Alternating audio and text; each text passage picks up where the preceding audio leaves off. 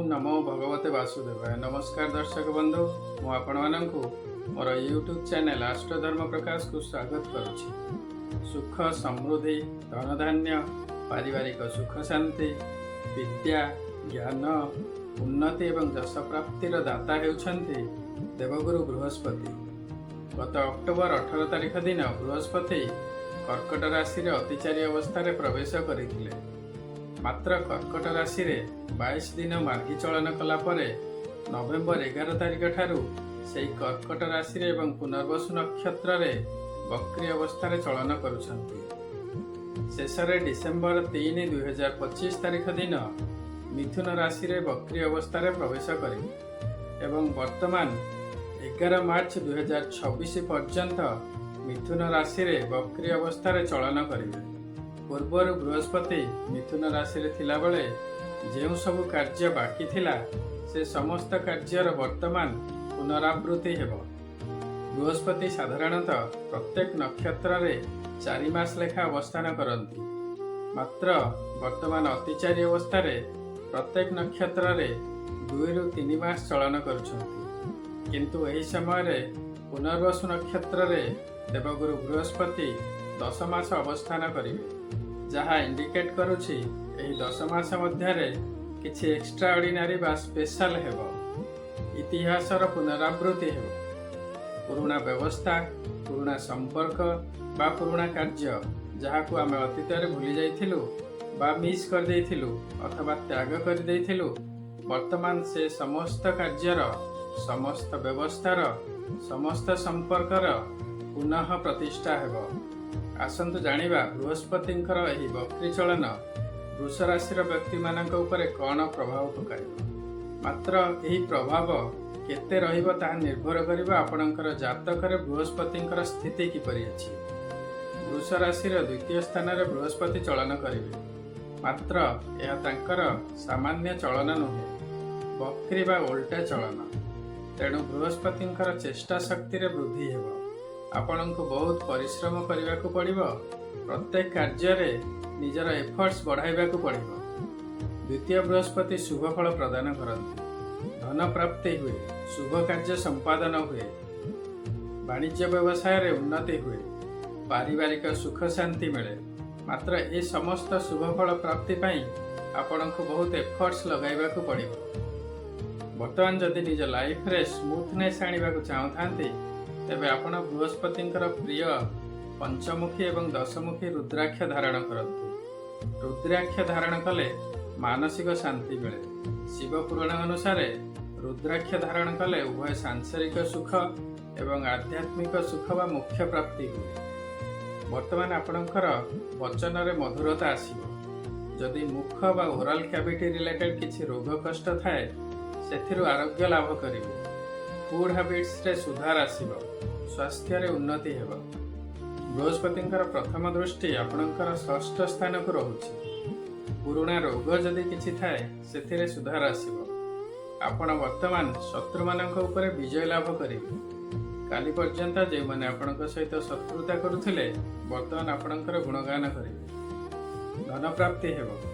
जदि किछि लोन बा ऋण करिथांती ता मध्य परिशोध करिवे। बृहस्पतिंकर एही शुभ स्थितिर सर्वाधिक लाभ पाइबा पई आपण गोटे येलो सफायर बा पोखराजर मुदीटीए धारण करंतु। कौनसी भल धातु रत्न स्पेशलिस्ट का सहित कंसल्ट करी आपण पोखराजर जो सब उपरत्न अछि यथा टोपाज, सिट्रिन एवं जिरकन मुदी बा यार कॉम्बिनेशन रे प्रस्तुत हेउथिबा माला धारण करि पारंती। डे टू डे लाइफ रे स्मूथनेस आसीबो। डेली लाइफ रे जो सब चैलेंजेस आसे बा ऑब्स्टेकल्स आसीबो से सब को आपण फेस करी निश्चय विजय लाभ करि परिबे।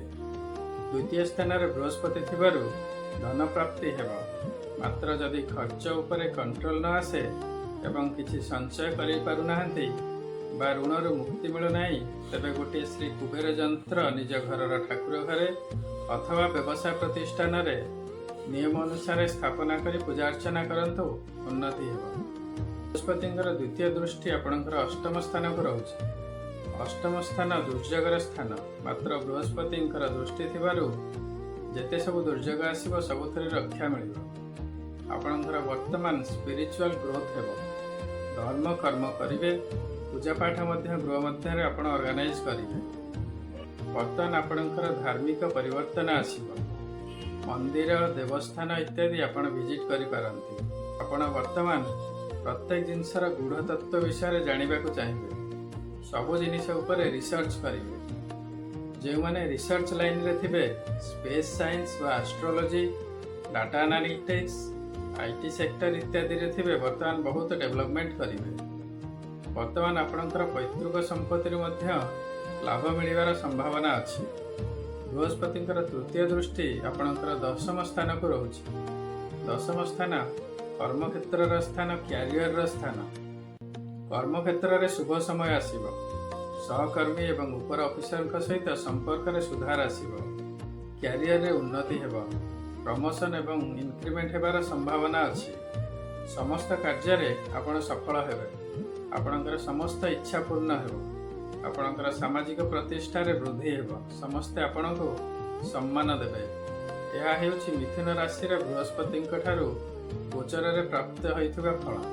ମାତ୍ର ଆପଣଙ୍କର ଜାତକରେ ବୃହସ୍ପତିଙ୍କର ସ୍ଥିତି କିପରି ଅଛି, ସେହି ଅନୁପାତରେ ଆପଣଙ୍କୁ ରେଜଲ୍ଟ ମିଳିବ। ଯଦି ବୃହସ୍ପତି ଶୁଭ ଥିବେ, ଉଚ୍ଚ ଥିବେ ବା ସ୍ୱରାଶି ବା ସ୍ୱନକ୍ଷତ୍ରରେ ଥିବେ, ତେବେ ନିଶ୍ଚୟ ବହୁତ ଭଲ ରେଜଲ୍ଟ ମିଳିବ। ବୃହସ୍ପତିଙ୍କର କୃପା ପ୍ରାପ୍ତି ପାଇଁ ଆପଣ ବୃହସ୍ପତିଙ୍କର ପ୍ରତିକାର ନିଶ୍ଚୟ କରନ୍ତୁ। ପ୍ରତ୍ୟେକ ଦିନ ଓಂ ସହ ଗୁରବେ ନମଃ ଜପ କରନ୍ତୁ। ଯଦି ଗୁରୁ ଦୀକ୍ଷା ନେଇଥିବେ, ତେବେ ଗୁରୁମନ୍ତ୍ର ଜପ କରନ୍ତୁ। ନିଜ କୁଳ ପୁରୋହିତ ଏବଂ ବ୍ରାହ୍ମଣମାନଙ୍କୁ କିଛି କିଛି ଦାନ ଦକ୍ଷିଣା ଦିଅନ୍ତୁ। ତାଙ୍କର ଆଶୀର୍ବାଦ ପ୍ରାପ୍ତ କରନ୍ତୁ। ପିତାମାତାଙ୍କର ସେବା କରନ୍ତୁ। ଶିବଙ୍କର ପୂଜା ଅର୍ଚ୍ଚନା କରନ୍ତୁ।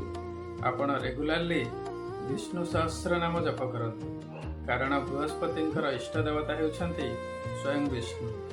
ମହର୍ଷି ପରାଶରଙ୍କର ମତରେ ବିଷ୍ଣୁ ସହସ୍ର ନାମ ଜପ କଲେ ସମସ୍ତ ଗ୍ରହ ଶାନ୍ତ ହୁଅନ୍ତି ଏବଂ ଶୁଭଫଳ ପ୍ରାପ୍ତି ହୁଏ। ଆଶା କରୁଛି ଏହି ଭିଡ଼ିଓଟି ଆପଣଙ୍କୁ ନିଶ୍ଚୟ ଭଲ ଲାଗିଥିବ। ଯଦି ଭଲ ଲାଗିଛି ତେବେ ଭିଡ଼ିଓଟିକୁ ଲାଇକ୍ କରନ୍ତୁ ଏବଂ ସେୟାର କରନ୍ତୁ।